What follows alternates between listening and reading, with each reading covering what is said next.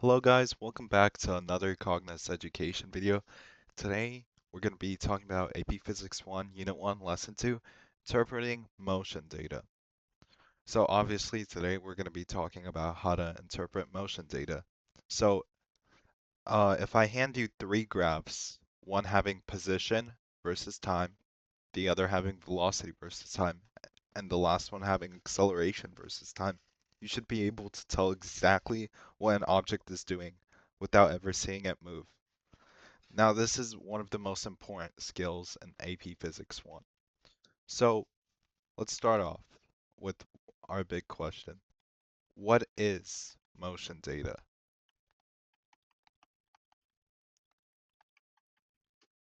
Oh, that's an E. So, motion data is just data that represents motion. Motion can be represented in these four ways: words, motion diagrams,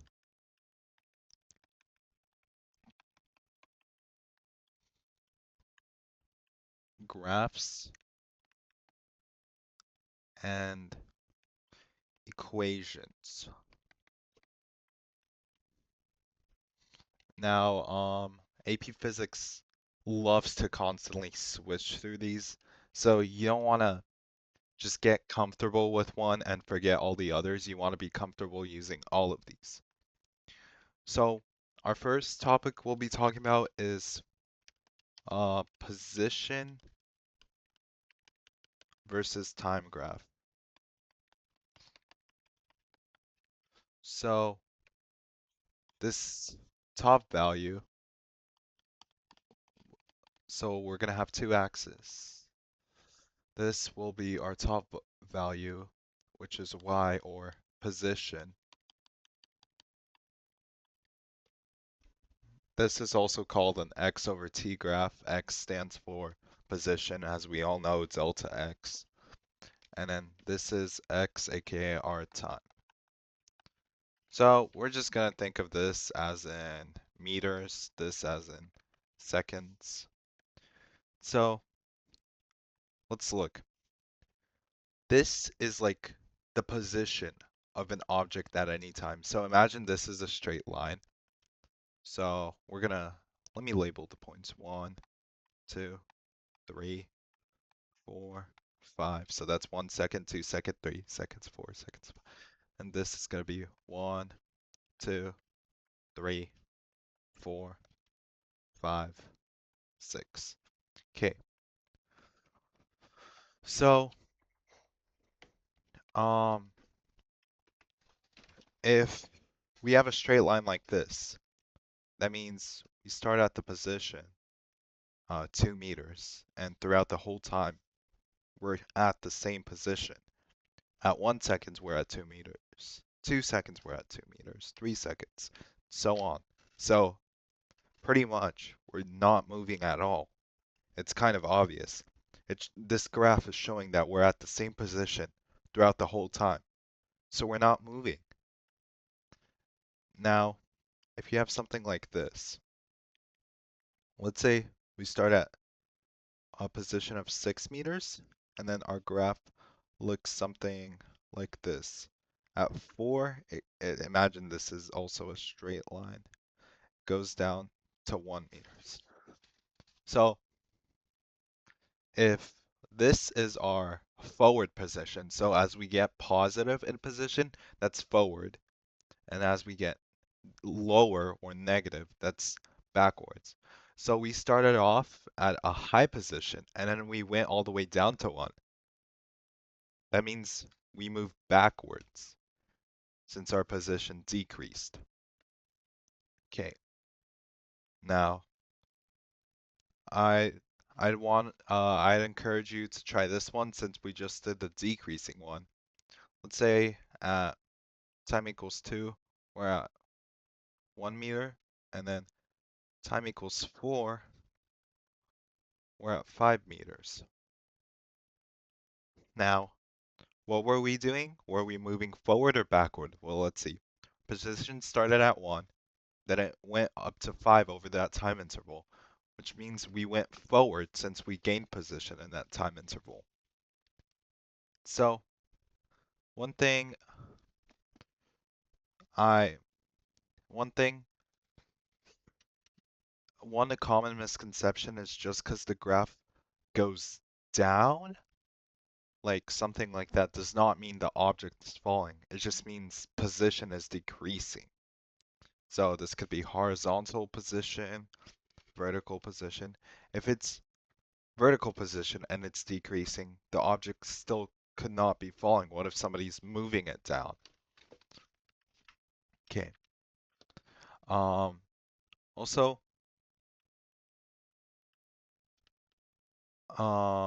we're gonna talk about this. Velocity. We talked about it in our first lesson. It's the change in x or delta x over delta y, change in uh not y, change in time, delta t. So this is our change in position. This is our change in time. So it's um and average velocity is equal to x final, our final position minus initial position, and then the total time. So eh, basically the total time is just the same thing. Now, tell me, what does this look like? I'll remind you of something you probably covered in an 8th grade class.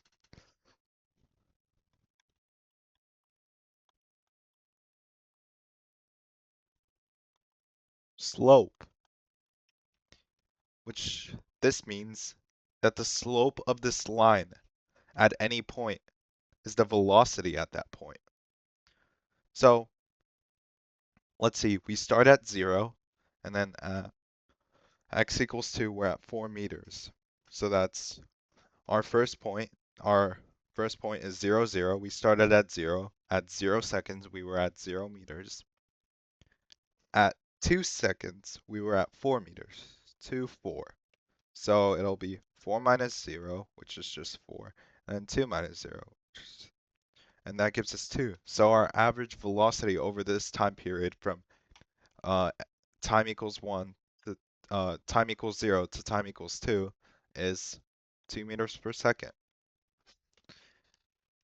And so that means if, for example, and usually in AP Physics 1, you will not be getting any curved graphs for this that are asking you to find the velocity or like to find the slope, because that requires calculus and this is an algebra-based class. So that gives us two more things to know. If the graph is curved, then it's changing velocity. Because look, the slope at this point is like that. The slope at this point is negative. It's like it goes from increasing a lot, oh, it starts increasing less. Now it starts increasing, like decreasing, and um starts increasing now, and it starts increasing more. So that means, but when we have a straight line like this, it's just increasing the same amount each time. So that's constant velocity. So now, um, now if you didn't get this from that, if it starts having, for example, a steeper curve, then that means velocity is increasing. Because look, here we're increasing a bit. Oh, we're starting to increase more, and then it just skyrockets. You just start increasing and increasing. And then if it starts getting a little more slanted, like, look, you're increasing a lot, you're starting to increase less, and now you're just barely increasing. That means you're slowing down. No, no, no, my bad. That means velocity is. Oh my gosh. That means you're slowing down. Okay, your velocity is decreasing. My bad. Okay, so positive slope is positive velocity. Negative slope is negative velocity. Zero slope means it's stopped. For example, this. The slope is zero. It's literally a straight line. So, zero. This, the slope is going up. It's increasing. So, the velocity is positive. And this, it's decreasing. Velocity is negative. Now, we're going to talk about velocity versus time graphs. And so your height would be the velocity in meters per second, and then your horizontal, and then the x-axis would be your time in seconds. And so when it so that's my bad.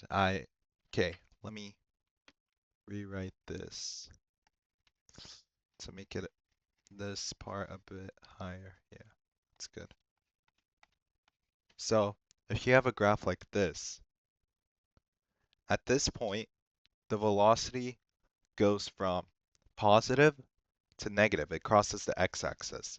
So that means you switch direction, because if you have positive velocity, that means you're moving forward in the positive direction. If you have negative, that means you start moving back in the negative direction. So let's see what's happening. Where our velocity is positive, we're speeding up here. Yeah, we're speeding up. Our velocity is getting bigger. We're speeding up. Then it starts decreasing, speeding down. We're getting close to zero. We get to zero, but then it keeps on decreasing. We start going backwards. And then here, it um it stops like changing, and then it starts going back up. We're still going backwards, but we're slowing down in the backwards direction. So if you're running backwards and then you start going a bit like speeding up in the other direction, then you're slowing down in this direction in total. So when you cross zero, then your velocity becomes positive. You're moving forward again. And so if it has an upward slope like this, you're speeding up. If it has a downward slope, then you're slowing down. That's because velocity is equal, no, acceleration is equal to delta V over delta T. So the same thing, the rate of change of this graph is equal to the acceleration. And then, yeah. So we have four cases in this. I would not use this. I would use what I used looking at it from where here you're moving backwards, but uh, your velocity starts going in the forward direction, but it's still not zero. You're you're slowing down in the backwards direction. But if you want, you can use this chart, which is when, okay, this is B, this is A, and then this is the result. Okay, so when velocity is positive, acceleration is positive, so the slope is positive, it speeds up. S will be speeds, U will be speed up, d will be slow down, okay? And then when our velocity is positive but our acceleration is negative, it slows down. When our what is it? When our velocity is negative and our acceleration is positive, it slows down. You can see this. We're going backwards.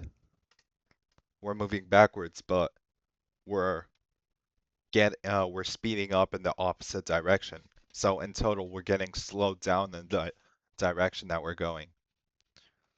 And then if both are negative, then you're speeding up. So you're moving backwards and you're speeding up in the backwards direction. So in total, you're just speeding up in the direction you're moving. And now, one more thing I want to talk about, the area under a velocity graph. So in calculus, you have something called the integral. And what it does when you take the integral of a function, or so for example, this graph, when you take the integral,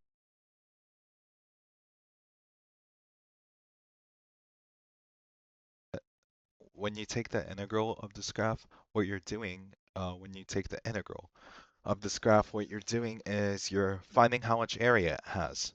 But also, common key about the integral f of x is just our function, is equal to f prime of x, which is just the derivative or the rate of change. And we no, this is so wrong. Oh my gosh, I'm so sorry. Um, if let's say g of x, we have g of x. If g prime of x, g prime of x is equal to f of x, right? So, so let's say this is our position. So let's rewrite this as position over time. Yeah, position. And the rate of change or the slope of that is our velocity, right? We just covered this. The rate of change, aka the derivative, is the velocity. And so that means since an integral is the opposite of a derivative, that means the integral of the velocity of x would just give us back the position of x. You integrate both these sides, the integral and this cancel out. So yeah, so p position of x equals the integral of velocity of x. And this can be from x equals 1 to 3, so you just take the area. So for example, if we have this velocity over time graph from 1 to 4,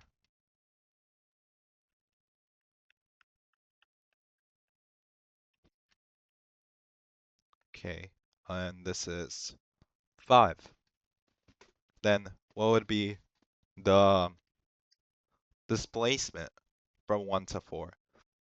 So to find displacement, you just do the area from 1 to 4. So from you kind of close this up into a shape, and so over here, the width is the bottom, the base is the distance between these, so 4 minus 1, 3. The height is our y value, 5.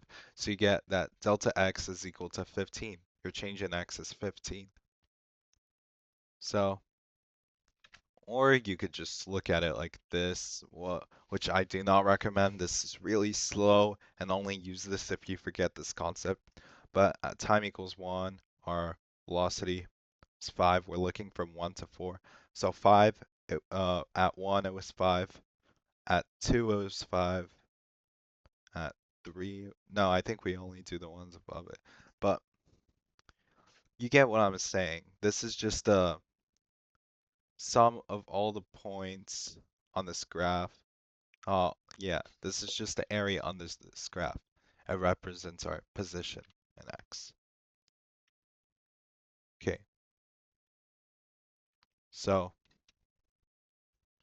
now we have motion diagrams.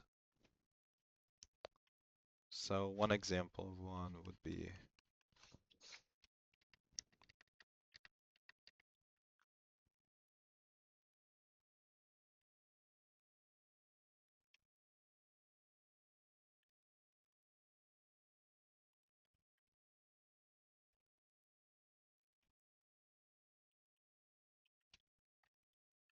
So over here, we start with the small velocity in the right direction, and then it starts getting bigger and bigger.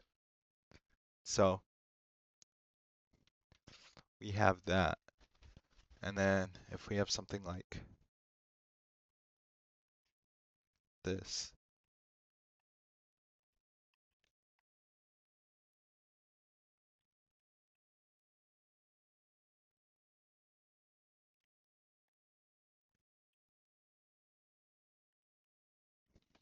you can see that from here to here, it's slowing down because the velocity is negative, but it's accelerating towards the positive direction. And then here it starts speeding up.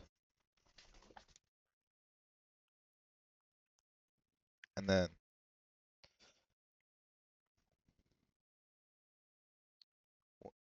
so when we have a graph like here, let me go off more to the bottom. All the space there is gone.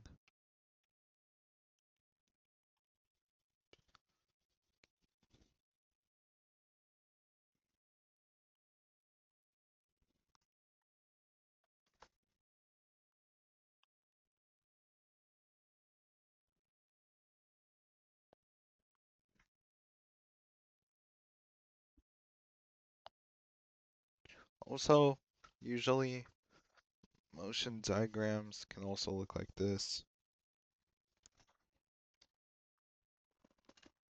I'll show it later, but okay.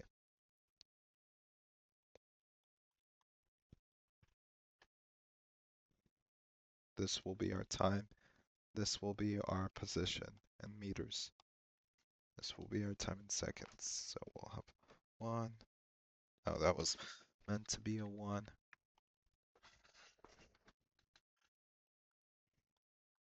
This one's obviously 0. This is gonna be 1, 2, 3.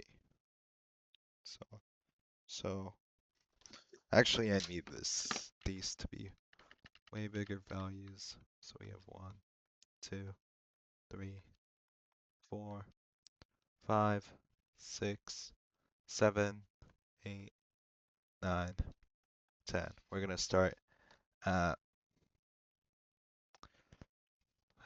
0. We're gonna be at 0. At 1, we're gonna be at 3.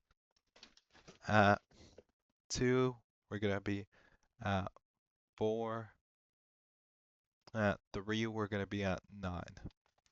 So a motion diagram of this would be using meters, right? So we'll have 0 meters. This will all be in meters. So what you want to do is you want to separate each dot as its own time. So this would be t equals 0, t equals 1, t equals 2, no matter how far apart they are. So it'll be, let me just draw this out because this is a lot of stuff. 0, 1, 2, 3, 4, 5, 6, 7, 8, 9, 10. Okay, so at 0, t equals 0, we have that. T equals 1, we are at 3 meters. So 1, at t equals 2, we're at 4 meters. T equals 3, we're at 9 meters. So you can see when the dots get farther apart, that means it's speeding up. You're covering more distance in less time. When they're closer apart, you're speeding your, no, yeah, your velocity slowing down. You're slowing down. You're covering less. You're traveling slower. You're covering less ground in less time. So this will be a big part of the exam, and I think now we will do some practice problems.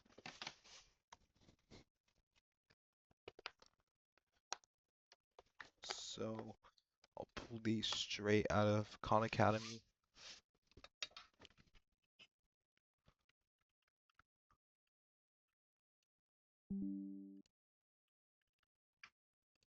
So there's things I didn't explain. I'll explain them easy in this. Okay. So first of all, you might be wondering, what is instantaneous velocity? It's just a velocity at a specific point. So we can see which of the following has the greatest magnitude. That just means which one has the biggest size. So when we're talking about magnitude of something, we're not talking about how negative it is or how positive it is. We're just talking about how big the number is. So negative 36 has a greater magnitude than 11, even though 11's bigger, talking about positives or negatives. You just take the absolute value, and 36 is greater than 11, so the magnitude of this is greater than the magnitude 11. So even if you get like negative, just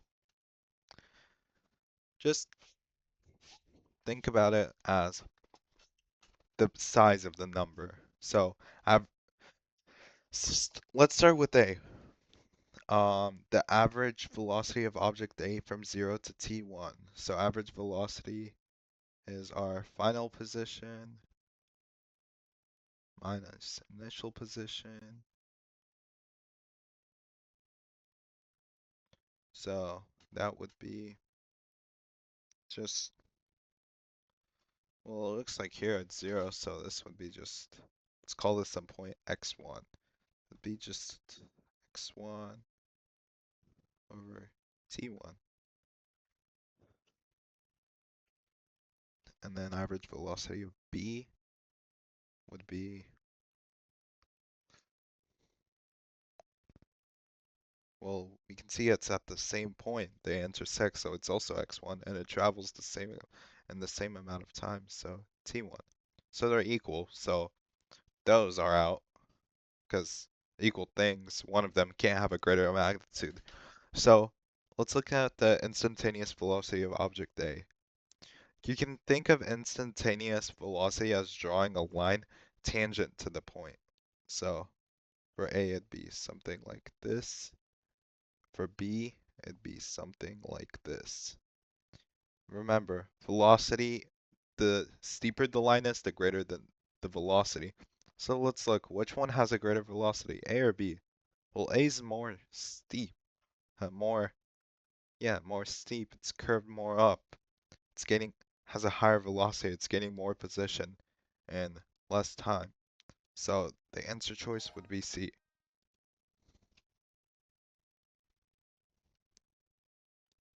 Okay, next question.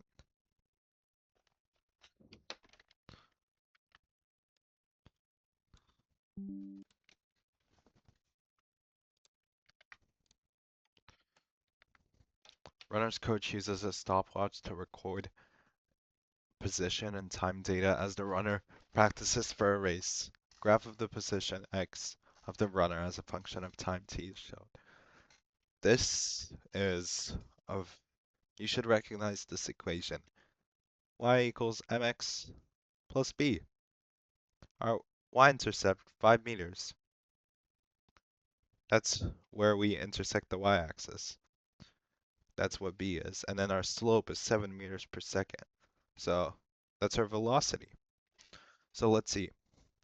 Which one is true? Oh, which one describes the physical meaning of 5? Well, we just identified it. It's the y-intercept, and here y is the position. And the y-intercept is the value when x equals 0. And when x equals 0, that's just when he started, since x is our time.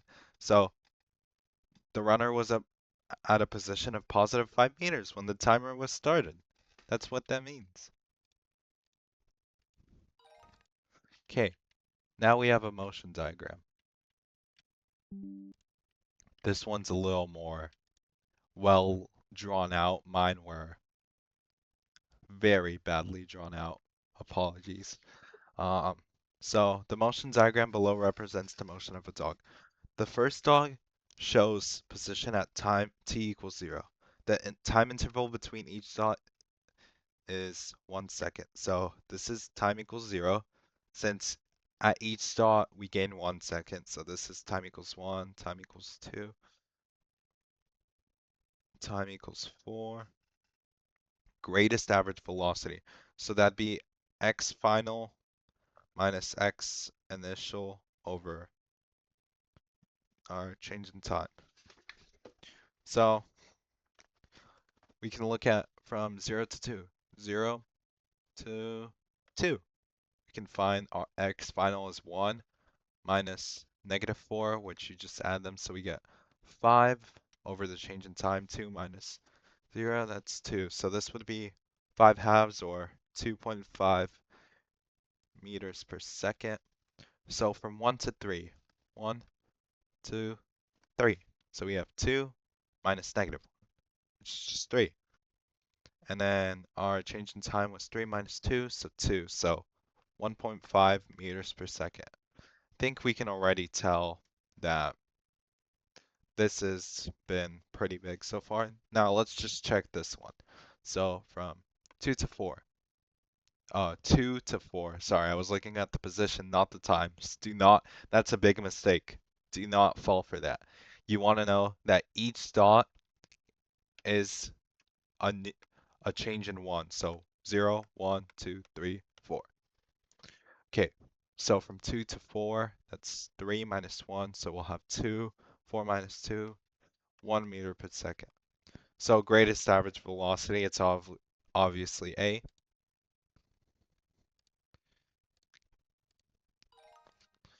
And then one more motion diagram.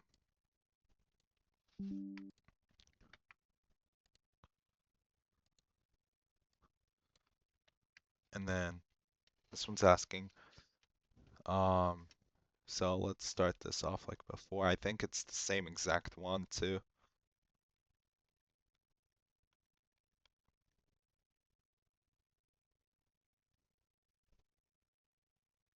Okay, greatest displacement. So that's just x final, our final position minus, so from 0 to 2, 0 to 2 we have 1 minus -4, which gives us 5. And then from 1 to 3 we have 1, 2, 2 minus -1, which is 3. From 1 to 4 we have 3 minus -1, which gives us 5. From 2 to 4 we have 3 minus 1, which gives us 2. So it's obviously A. Here, let me double check something. I might have fallen for the trap. Okay, no, I didn't. Okay.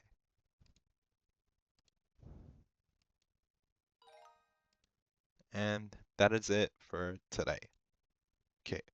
Thank you for watching this Cognos education video.